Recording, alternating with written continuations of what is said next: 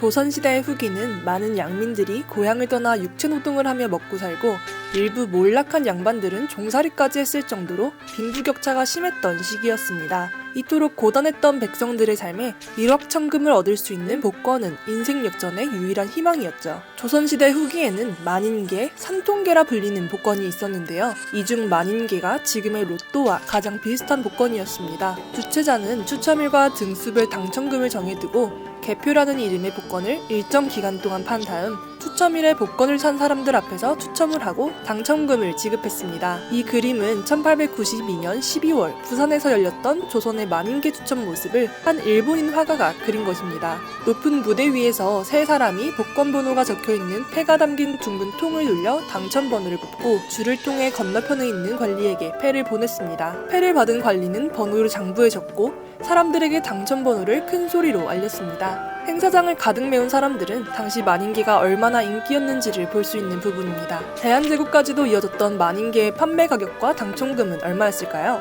1901년 부산항에서 열린 만인계 복권 한 장의 금액은 5냥이었습니다.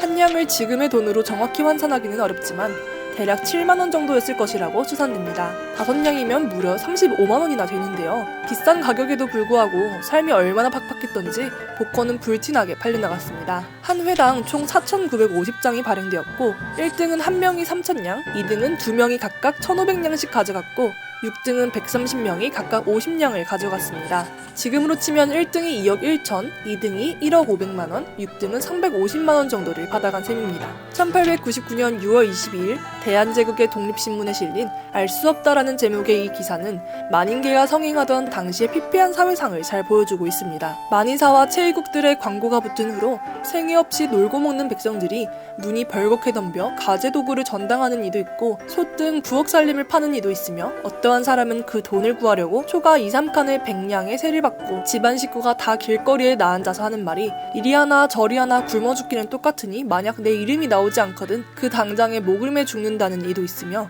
어떤 이는 한두 푼거리 나무 장사와 담뱃대 판 것 그리고 자기 아내가 몇 달 바느질 품판 돈을 합해봐도 겨우 60년양이라 이렇게 고생해서 하루라도 더 사는 것이 진작 죽는 것만 못하다에 모두 앞에 만인계 살 돈을 준비하는 이도 있어서 만여 명이 도무지 다른 생업을 할 생각은 하나도 없고 다만 그 돈 마련하기에 겨를이 없을 뿐더러 사람마다 생각하기를 까닭수의 이름만 한번 1등에 나오고 보면 당장에 큰 부자가 된다 하여 거리마다 그 공론이요 집마다 그 축원이러니 이 기사는 만인계를 없애야 한다며 대한정부에서 하는 일은 참 알 수 없도다 라는 문장으로 끝을 맺습니다. 이렇게 백성들의 삶을 망치고 있던 만인계는 왜 계속되었던 걸까요? 만인계는 대부분 각 지방의 군수가 주최했습니다. 당첨자들에게 주는 총 당첨금은 복권 판매액 중 80%였고 20%는 주최 측이 가져가게 되는데요. 굉장히 쏠쏠한 장사였습니다. 그리고 이 수익금은 고위 간부들이 횡령한 백성들의 세금을 메꾸는 데 쓰이곤 했습니다. 여기에 더해 군수가 또다시 만인계의 판매 금액을 횡령하는 폐단까지도 발생하곤 했다는데요. 고위공직자들의 비리는 그때나 지금이나 여전했던 것이죠. 또 만인사와 체의국 같은 개인 회사가 주최하는 만인계도 있었는데요. 이것들은 주로 부산항, 목포항, 인천항 등 외국과의 무역이 이뤄졌던 개항장에 집중되었습니다. 개항 후 급속한 도시화 과정에 있던 이 지역들은 도로 건설 등에 쓸 자금이 많이 필요했었는데요. 개인 회사들은 이 점을 노려 만인계 수익금 중 일부를 공공사업비로 납부하겠다는 조건으로 만인계 주최 허가를 받곤 했습니다. 우리가 잘 알고 있는 안중근 의사도 만인계 회사의 사장을 지낸 적이 있습니다. 안중근 의사가 사장이 된 후 첫 번째 추첨식에서 엄청난 해프닝이 있었는데요. 만인계의 추첨을 구경하기 위해 전국 각지에서 모인 수만 명의 사람들이 행사장에 가득했던 상황이었습니다. 그런데 이때 한 번에 한 표씩만 나와야 할 추첨 기계에서 한 번에 5개의 표가 쏟아져 나왔습니다.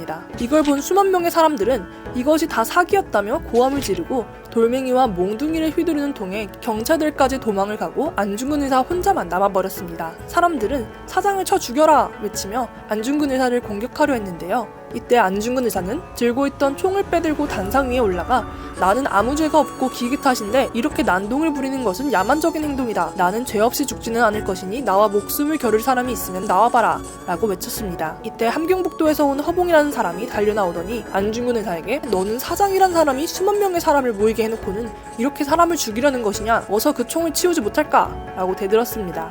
안중근 의사가 그 사람의 됨됨을 보니 가히 영웅이라 할 만했습니다. 단상 아래로 내려간 안중근 의사는 허봉의 손을 맞잡고 이야기를 나눴고 덕분에 군중을 진정시키고 남은 추첨들을 잘 진행할 수 있었다고 합니다. 목포항에서 약 1km 정도 떨어진 곳에 있는 전라남도 목포시 죽동에는 만인계터로라는 길이 있는데요. 이 도로명은 이름 그대로 이곳이 만인계 추첨이 이루어지던 터였다는 것에서 유래되었습니다. 지명으로까지 굳혀졌을 정도라니 당시 만인계의 인기가 새삼 실감이 나죠. 오늘 조선시대의 복권 이야기 재밌게 보셨다면 구독과 좋아요 부탁드립니다. 다음에 또 만나요.